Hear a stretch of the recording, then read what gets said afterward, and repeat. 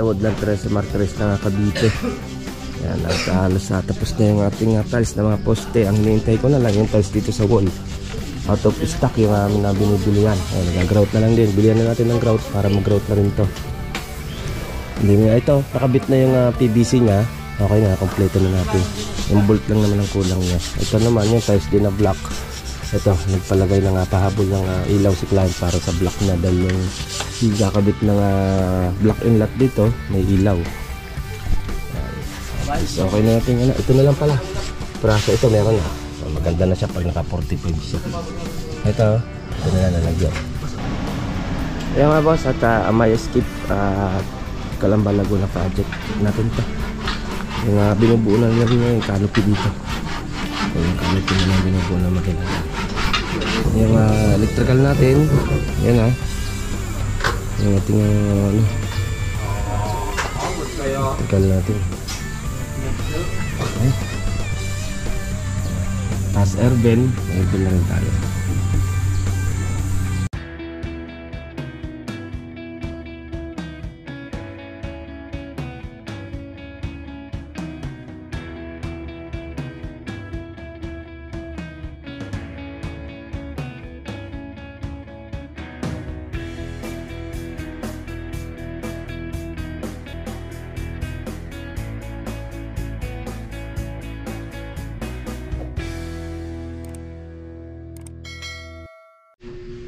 Mga boss, at good morning. The Woodland 13 Martires na Cavite. Tignan natin itong project natin. Yung fence natin, tapos na halos na patapos na yung tiles nila. Grout na lang. Hinihintay pa rin namin yung tiles na black para sa wall ng kakabitan ng mismong black inlet. And then wall din doon. Hinihintay na lang naman namin yun. Wala pa na out of stock pa. Yung aming kinukuha dito sa Gentrias ng Cavite. Check natin mga boss, itong ating fence na. Yan mga boss, at good morning. The Woodland 13 Martires na Cavite.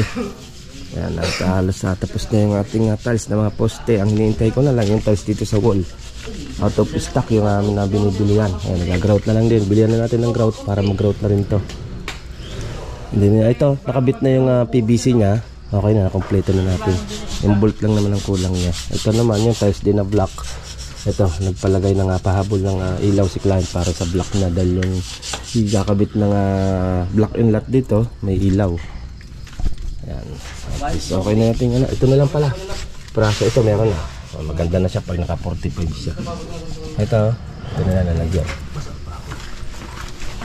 Ay, halos sa grout na rin. Ito, nalagyan na ng black. Yung kanyang groove.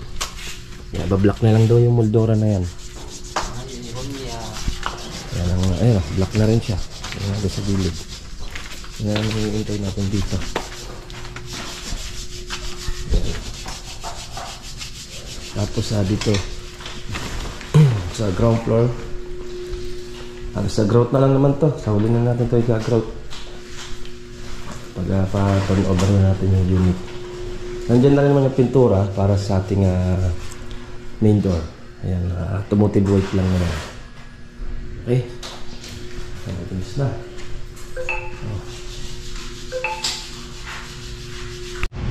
Yan mga boss, at samahan nyo naman ako sa Amaya Skip ng Calamba Laguna. And then tingnan natin kung mabubuhusan na ng team. Dinala ko na kahapon yung vibrator para ma-vibrate nila yung bubuhusan doon. Extension lang naman na maliit yun. Pagkabuhos, bukas, pwede na kami mag-asintada ng hollow blocks doon. Para mahabol na namin yung yero. Para maiangat na namin yung yero doon. Mababa kasi, halos 210 lang yung height niya pag nagkesami tayo. Okay, update ko kayo pag nandun naman ako sa Amaya Skip ng Calamba Laguna. Yan mga boss, dito na tayo sa Amaya Skip ng Calamba Laguna. Check na natin to. Ito pa-i-slab na rin naman natin tong Amaya Skip natin ng Calamba Laguna. At pabubuhusan na natin to. Check natin kung mabubuhusan yan or pabukas. Okay, samahan niyo ako at update natin to. Yan mga boss, at Amaya Skip Calamba Laguna project natin to. Yung binubuo na rin yung canopy dito. Yung canopy na lang binubuo na maganda. Para masabay na sa buhos. Check natin sa second floor tayo sa silip. Hanggang dito sa ating ground floor. Forma na tayo ng mga kahoy. Ayos na. And then dito, same lang din. Check natin yung sa electrical natin.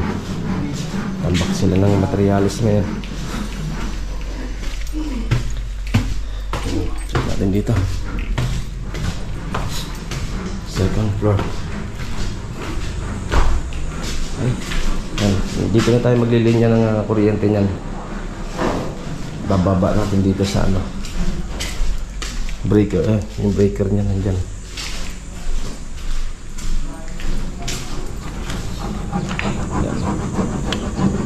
Yan, okay na. Ito, pinabid na natin to dito.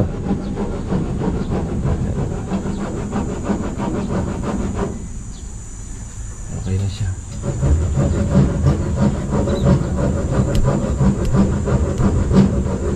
Yung electrical natin, yan yung ating ano, electrical natin. Okay. Taas airben na rin tayo. Yan. Ginagawa na lang nila yung canopy dun.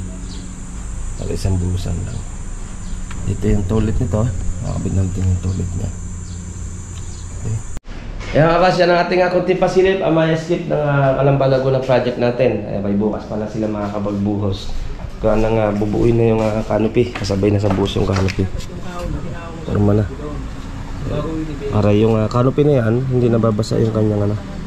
Yung lalagay natin na bintana at saka yung pintuan. Okay, pagkatapos nyan, sintada na tayo. And then iaangat na natin itong bubong. Lalagyan natin ng hollow blocks yan dyan. Lalagyan natin ng hollow blocks. Tataas na natin dahil napakababa. Halos na 210 lang yung kisame niya.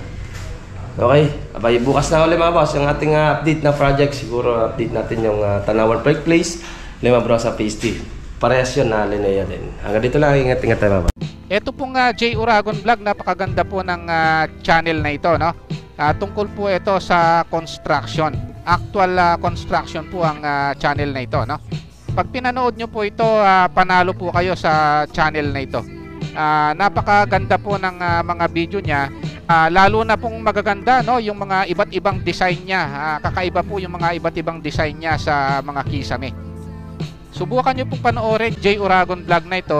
Matutuwa po kayo pag pinanood nyo po yung mga video niya. Maraming salamat po.